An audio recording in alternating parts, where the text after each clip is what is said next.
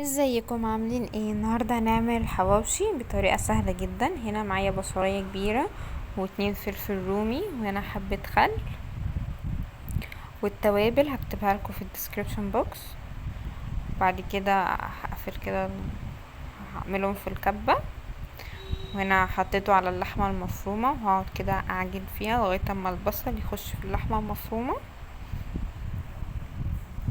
دي اسهل تتبيله حواوشي وطعمها خطير، جربوها بجد، جربوها تحفة. بعد كده هحطه في العيش كده، هعمله كور صغيرة كده وهدخله في العيش.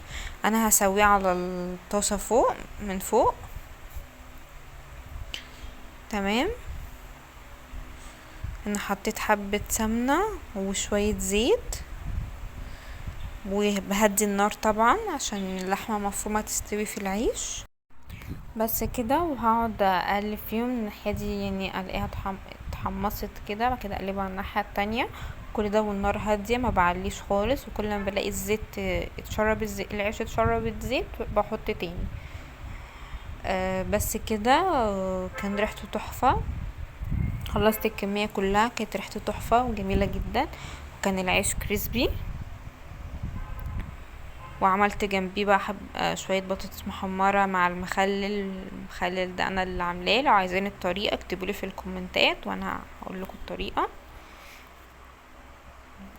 وكان طعمه خطير الحواوشي بجد، يعني جربوا الخلطة دي، كانت تحفة. بس كده، لو عجبكم الفيديو ما تنسوش تعملوا لايك وشير وسبسكرايب للقناة. باي باي.